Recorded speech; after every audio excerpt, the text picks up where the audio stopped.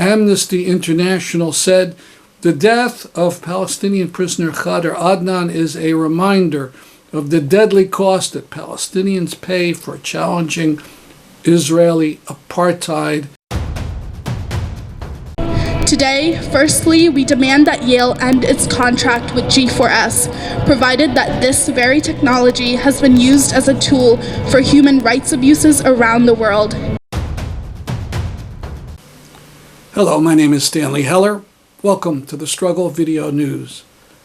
We start with the death of a Palestinian man who was on a hunger strike to protest yet another term of imprisonment without charges or trial, what the Israeli government likes to call administrative detention. Khader Adnan died after over 80 days on this hunger strike. His family said he was not trying to die. This was his 7th hunger strike. He knew well the game of cat and mouse that prisoners played when they had no other way of calling attention to their plight. But Israeli prison officials decided that total cruelty was needed. His family tried to get Khader Adnan into a hospital, but the prison officials let him stay in his cell until he died. This is a photo of him from a release from prison in 2012. This is a more recent photo. He was part of Islamic Jihad, but was not tied to any violent crimes. Amnesty International said the death of Palestinian prisoner Khader Adnan is a reminder of the deadly cost that Palestinians pay for challenging Israeli apartheid and a military justice system rigged against them. The lead editorial in the newspaper, the Israeli newspaper Haaretz, said Adnan was a political prisoner, an opponent of the occupation, like more than 1,000 Palestinians currently held in Israeli prisons without charges. The editorial was entitled "The Disgraceful Detention and Death of Palestinian Hunger Striker Khader Adnan." We'll come back to Palestine after reporting on another death, this on a New York subway. A passenger who was often a subway performer was apparently having a mental health crisis and was yelling, but showed no weapon at all. Someone grabbed him and put him in a chokehold, and other passengers assisted. These were not police, but there's eerie similarities to the killing of George Floyd. Didn't any of the passengers say, "Enough, let him breathe"? Coming up on Saturday, May 13th at 2 p.m., the Gandhi Peace Award honoring Kali Akuno, who will be speaking about his vision of eco-socialism.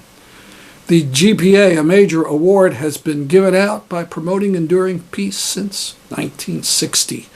Current co-sponsors are the Kiyama Movement, Unidad Latina en Acción, Stop Solitary Connecticut, the Connecticut Climate Crisis Mobilization, the Middle East Crisis Committee, Connecticut Democratic Socialists of America, and Stop Cop City, Connecticut Solidarity Coalition.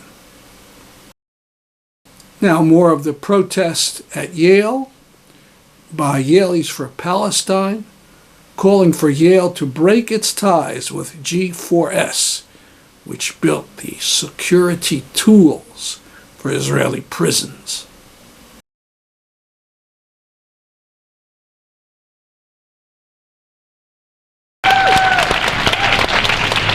First of all, we just want to thank all the organizations who are speaking with us today so much. Our first speaker will be Lumisha from the Endowment Justice Coalition. Thank you. All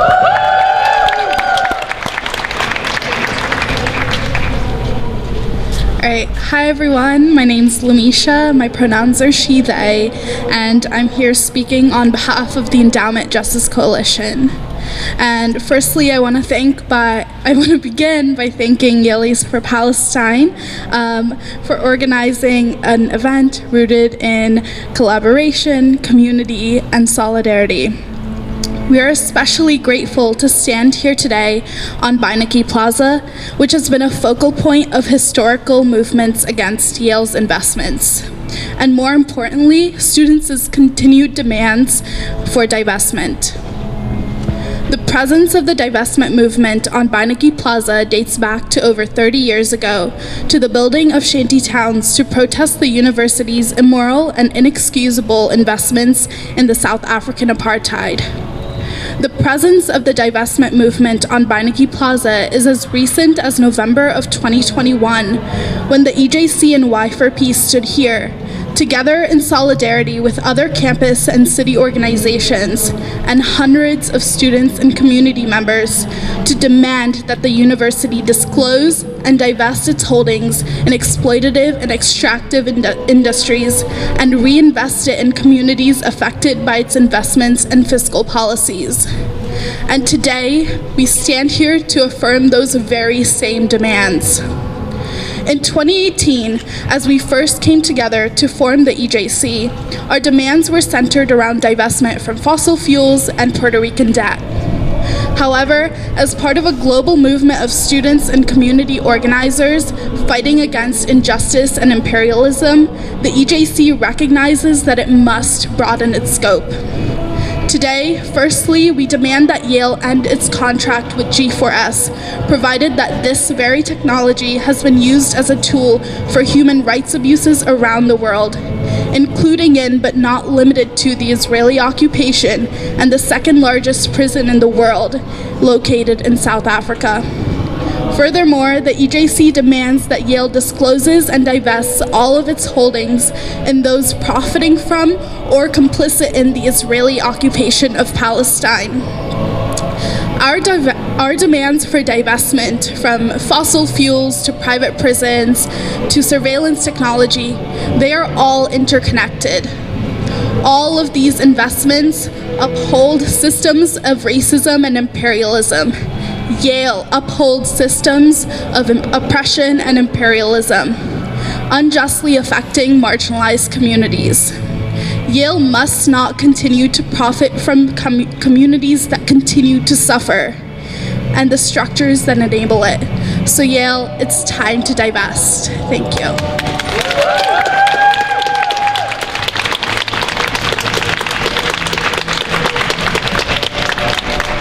So Angel and I will start leading you guys in some chants, so feel free to follow after me.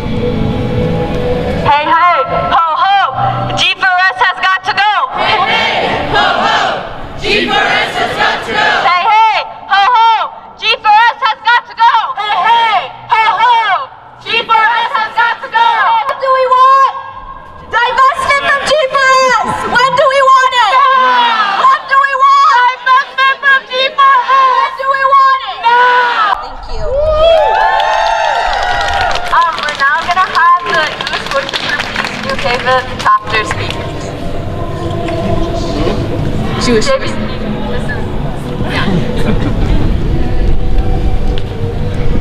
I was so excited I didn't quite hear it. New Haven chapter of JVP, can you hear me? All right, good. New Haven chapter of JVP is overjoyed that Yale is for Palestine is taking action to get Yale to divest from G4S.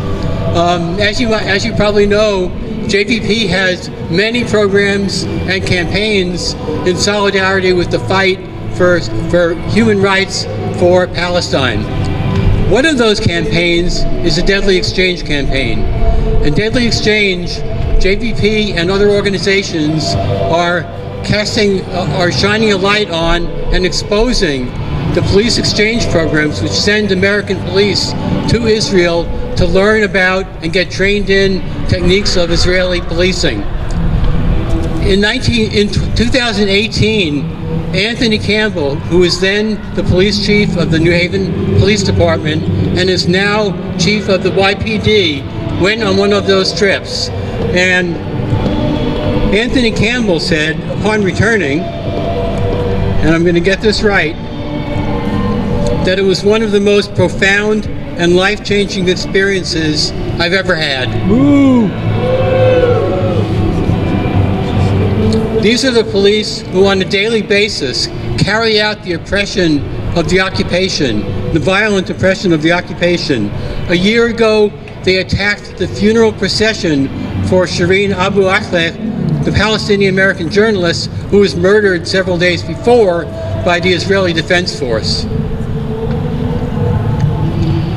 We need for Yale to unwind this tight connection with Israeli policing, and divesting with from G4S is a great start. You agree? Yeah! All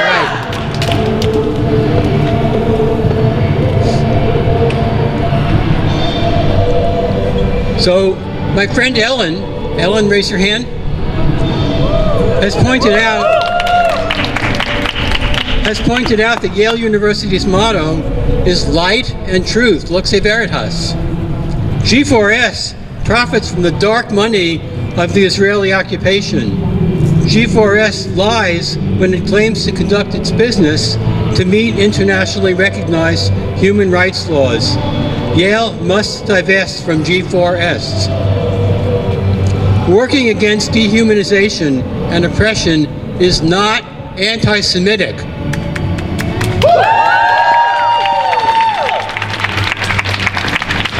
In fact, it's the most just and honorable thing to be doing.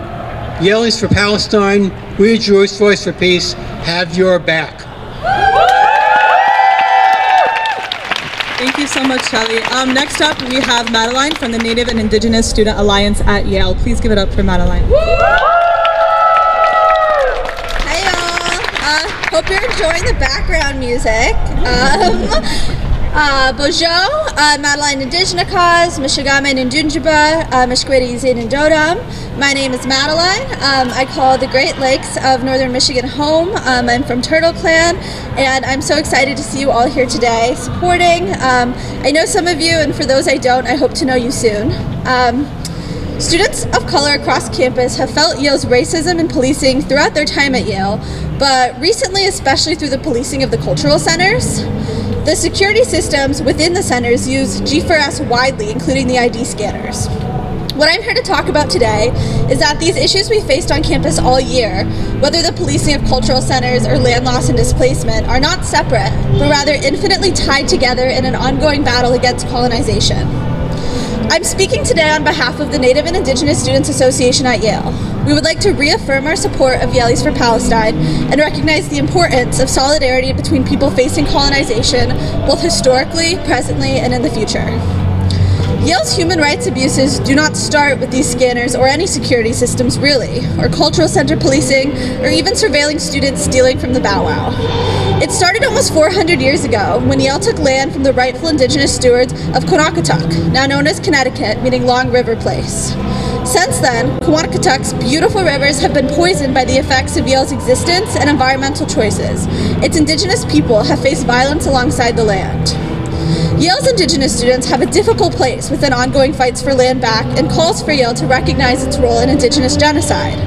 Although we are privy to the university's vast resources, we are also subject to its racism and internal oppression as we try to represent indigenous communities not only in the United States but around the globe, despite being one of the smallest groups on campus.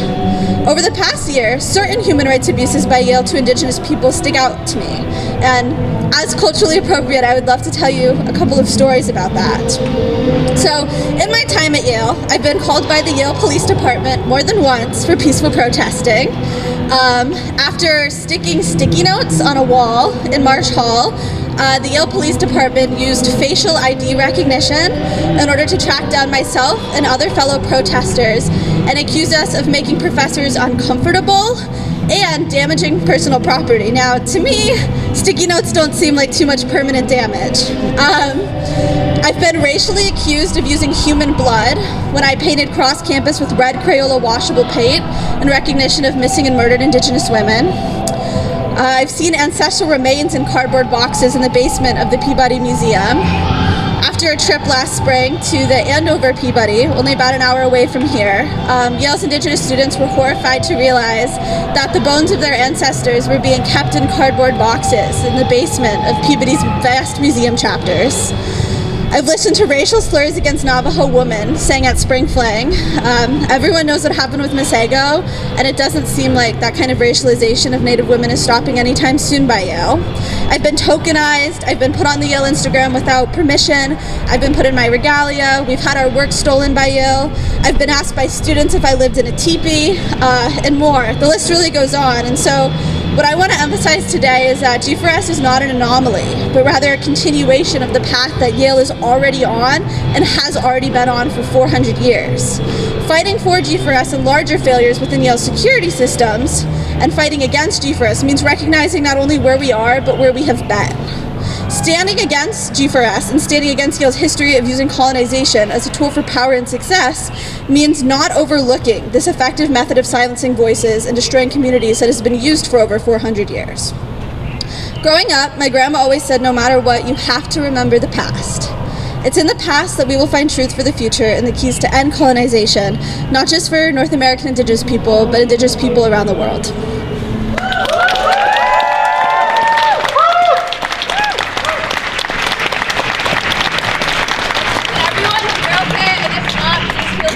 Closer. Yeah. Are you guys ready for the next round of chants? Okay, we're gonna be changing up some cadences, so you gotta stay on your feet. Okay.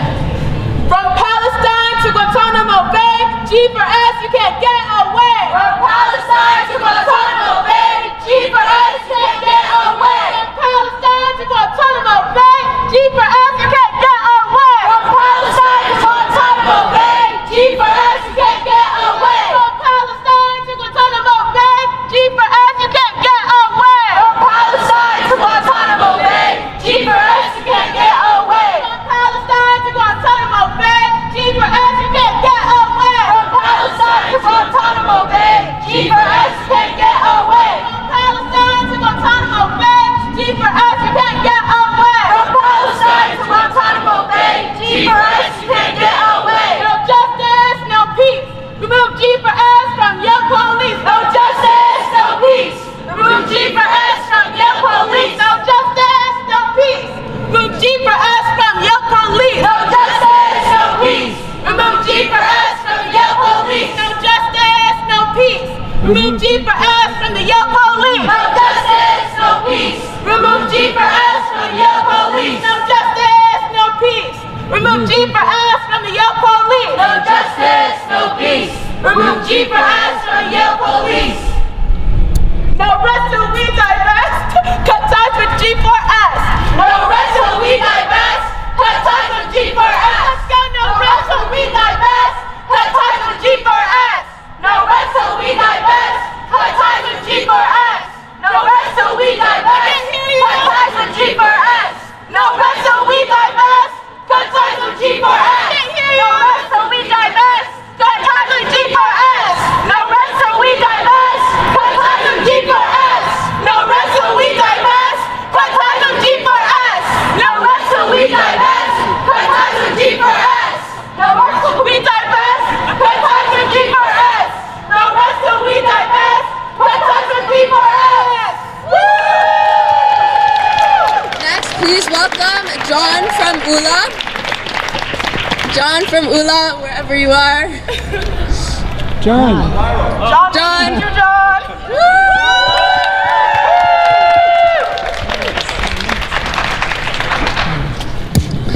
Hello, so my name is John Jairo Lugo. I'm part of Unidad Latina en Acción. We're an organization of 21 years of history. 21 years ago, we took the courage to organize from our own community and with our own experiences. Most of our people has been victims of economic and political displacement, many times because of the policies imposed by the United States in Latin America. When we cross the border, many of us have been detained and imprisoned. This should not happen since we're natives of this continent, and our ancestors did not have any borders. Borders imposed by the white people that currently separate our people in this continent, misnamed America. Once in jail, we became merchandise as the federal government hires corporations like GEO Group or G4S. That their job is to make money through the private jails or surveillance, through GPS bracelets or applications in our funds that restrict our free movement in this territory. It is fair that business that make profits at the cost of the humiliation and violence that they will commit with our people is fair? No, it's not fair. Of course it's not fair. Today we're here in solidarity with the Yells for Palestine, but also with the Palestinian people, another nation abused by Israel with the complicity of the United States. The issue that brings us here today together is a very particular one, and is the role of the Yale University that plays in this whole corporation game. Not only Yale is extremely rich, with their $42 billion endowment, for which they pay a misery in taxes to the city of New Haven. At the same time, New Haven is one of the poorer cities in the state of Connecticut. They have also been complicit in investing in the genocidal government of South Africa apartheid, complicit in investing funds that they create poverty and displacement in Puerto Rico. But they also invest in companies like G4S that do violence in our immigrant communities and the Palestinian people. Right here at Yale University, they were hired to install the security system and also to work with the Yale police. But for our community, the Yale police doesn't mean anything. It's another entity of violence, because sometimes we got detained by them, and also we're denied to enter this ivory tower. As in the past, this student movement must go hand in hand with the people of New Haven and force Yale to change their practices that cause so much pain here and many parts of the world. Thank you very much. And I want to say something, like on Monday at 5 p.m. we're going to be marching on the streets of New Haven with hundreds of people from this city with the issues affecting the working class. So I will hope to see everybody marching with their flags, and denouncing, Yale University and their way how to invest their money. Thank you very much. Graduate Prison Project. Yup, and Y4P's partnership goes way back, and we can think of no better way to continue our strides of solidarity with all of you by gathering today to demand justice, integrity, and liberation, not only for the Palestinian people, but for all the communities who are represented here today. We all know that Yale has a long history of exploitation and oppression, but by maintaining their investments with G4S, this university is actively profiting off of the misery of thousands. G4S is in the business of human suffering. Stretching back decades, they've maintained dozens of toxic prisons and detention facilities, hundreds of complaints of assault and torture, abuse of incarcerated children, extrajudicial killing of migrants. They withhold food, deny medical care, and cover their tracks by destroying the evidence. They strip people of their humanity and dignity, perpetuating the cycles of incarceration and oppression that shackle millions worldwide. And yet, Yale continues to invest in G4S. Under the guise of security and safety, this administration hopes that they can pull the wool over all of our eyes and not be confronted about the violence that they are endorsing every day.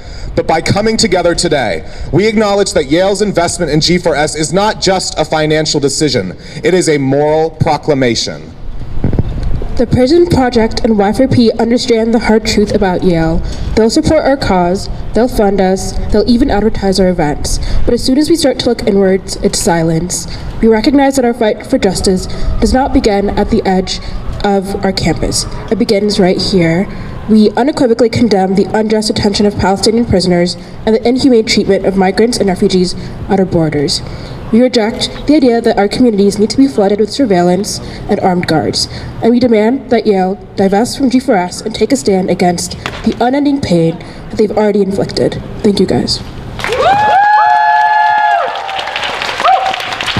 Next, please welcome Thea from Broads.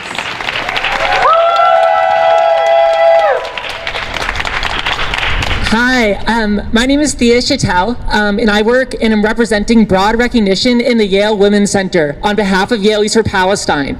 We are here today to demand that Yale University divest its monetary holdings and investment in G4S, which continues to invest in Israeli apartheid and the continued oppression of Palestinians in the West Bank and Gaza Strip. This action on behalf of Yale University should not be surprising. Yale continues to say that it values for humanity, democracy, and principles across the world, yet continues to promote this hypocrisy to not only promote violence on behalf of the Israeli state against Palestinians, but continues to surveil students of color in the cultural centers that it continues to invest in. It is this hypocrisy that we, as students at Yale University, have to continue to call attention to.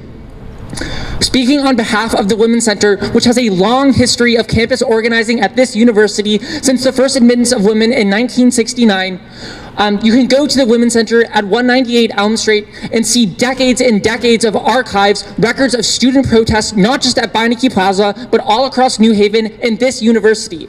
But as long as the history of student activism on this campus continues to exist, Yale will continue to invest its resources in violence and occupation around the world. Yale's $42 billion endowment not only is not taxed by the city of New Haven, but also continues to be invested in fossil fuels and violence across the world. Yale is the only Ivy League university that has not had a boycott, divestment, sanction campaign in the past 2 decades. It is time that changes. Yale University has to use its capital, not only financial capital, but cultural capital, to call attention to the violence of the Israeli state in Palestine.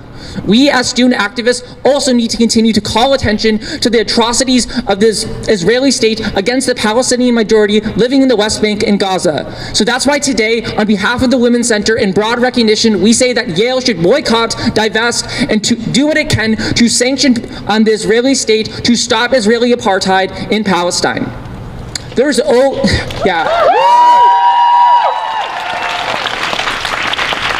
always room for solidarity on behalf of the global majority and those oppressed across the world, and we stand here today to call upon Yale to use its resources to stop that occupation. Broad Recognition recently published a report after requesting, under the Freedom of Information Act, documents on behalf of the Yale Police Department that showed it spent almost $30,000 installing security and alarm systems at Yale's cultural centers to surveil their students of color. This, again, is another instance of Yale using its monetary and financial holdings to inflict violence, not just in New Haven, but again in investing for G4S. We say, once and for all, Yale should divest its holdings in G4S, live up to its values, and stop spreading violence across the world. Thank you.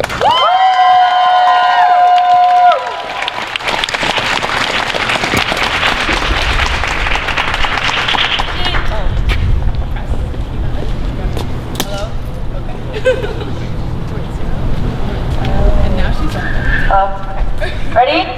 G4S, no more greed. Human rights is what we need. G4S, no more greed. Human rights is what we need. G4S, no more greed. Human rights is what we need. G4S, no more greed. Human rights is what we need. G4S, no more greed. Human rights is what we need. G4S, no more greed. Human rights are what we need. Okay, this is the last chant, and I want to build up until they can all hear us over there. Ready? Not another dollar, not another dime. No more money for G4S's crimes. Not another dollar, not another dime. No more money for G4S's crimes. Not another dollar, not another dime. No more money for G4S's crimes. Not another dollar, not another dime. No more money for G4S's crimes. Not another dollar, not another dime. No more money for G4S's crimes.